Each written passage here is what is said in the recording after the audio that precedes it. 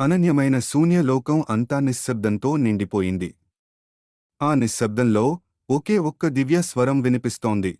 భూదేవి వేదపారాయణం చేస్తూ విష్ణువు దర్శనం కోసం తీవ్రమైన తపశ్చర చేస్తున్నారు.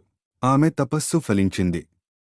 విష్ణువు వరాహావతారంలో అవతరించి భూమిని రక్షించి తన దివ్య కరుణతో భూదేవిని ఆశీర్వదించాడు. ఆ దివ్య కలయిక ఫలితంగా భూదేవి గర్భంలో శక్తివంతమైన శిశువు జన్మించాడు. అతడే నరకాసురుడు. విశ్వమంతా ధైర్యం కోసం ఎదురు చూస్తుండగా భూదేవి తన కుమారుడికి విష్ణు అవతారాల శక్తిని ప్రసాదించాలని ఆశీర్వదించింది.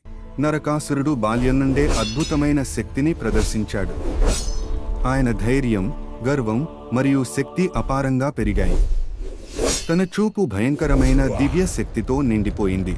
కాలక్రమేణా నరకాసురుడు తన శక్తిని చెడువైపు మలుచుకున్నాడు. అతడు స్వర్గాన్ని జయించి దేవతలను భయపెట్టాడు. భూలోకం అంతా అతని ప్రభావంతో వణికిపోయింది. దేవతలు భయపడి శ్రీకృష్ణుని ఆశ్రయమయ్యారు.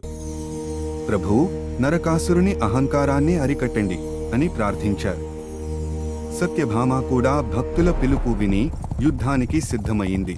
శ్రీకృష్ణుడు మరియు సత్యభామ దివ్యరథంపై యుద్ధభూమికి చేరుకున్నారు. వారి కళ్లలో ధైర్యం మెరుస్తోంది. ముఖంలో దివ్య దీప్తి ప్రసరించింది. యుద్ధభూమి గర్జిస్తోంది. నరకాసురుడు అగ్ని తుపానులా ఎదుర్కొంటున్నాడు. శ్రీకృష్ణుని బాణాలు ఆకాశాన్ని చీల్చి దూసుకెళ్తున్నాయి.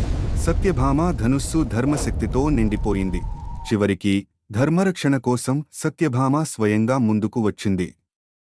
ఆమె ధైర్యంతో దివ్యశక్తితో నిండిన బాణాన్ని నరకాసురునిపై విడిచింది. ఆ బాణం అగ్నిలా దూసుకెళ్లి నరకాసురుని హృదయాన్ని ఛేదించింది. నరకాసురుడు అక్కడే వీరమరణం పొందాడు. మరణానికి ముందు తన అహంకారాన్ని గ్రహించి తల్లి సత్యభామ పాదాల వద్ద శాంతి పొందాడు. ఆ క్షణంలోనే భూమిలో శాంతి తిరిగి వెలసింది. చీకట్లు తొలగిపోయి వెలుగు వ్యాపించింది. భూదేవి చిరునవ్వుతో ప్రపంచాన్ని ఆశీర్వదించింది. ఆ రోజు నుండి చీకటిపై వెలుగుకు విజయంగా దీపావళి పండుగ ఆరంభమైంది. ప్రతి సంవత్సరం ప్రజలు నరకాసురుని వధను జరుపుకుంటారు. దీపావళి ముందు రోజు దీనిని నరక చతుర్దశి అని పిలుస్తారు. ఆ రోజు ప్రజలు నరకాసురుడి ప్రతిరూపాన్ని కాగితంతో తయారుచేసి దహనం చేస్తారు. అది చెడుపై మేలుకి గెలుపుని సూచిస్తుంది. మరుసటి రోజు దీపావళి, వెలుగుల పండుగ. ప్రతి ఇంటిలో దివ్యమైన దీపాలు వెలిగిస్తారు. కుటుంబమంతా కలిసి లక్ష్మీదేవి పూజ నిర్వహిస్తారు. శాంతి, సంపద, సుఖాలను ప్రార్థిస్తూ భక్తులు ఆనందంతో నిండిపోతారు. పూజ అనంతరం పిల్లలు ఆనందంగా పటాకులు పేలుస్తారు.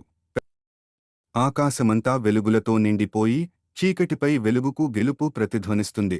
దివ్య సంగీతం, వెలుగులు, నవ్వులు, ఇదే దీపావళి. ప్రేమ, ధర్మం, వెలుగు కలిసిన మహోత్సవం.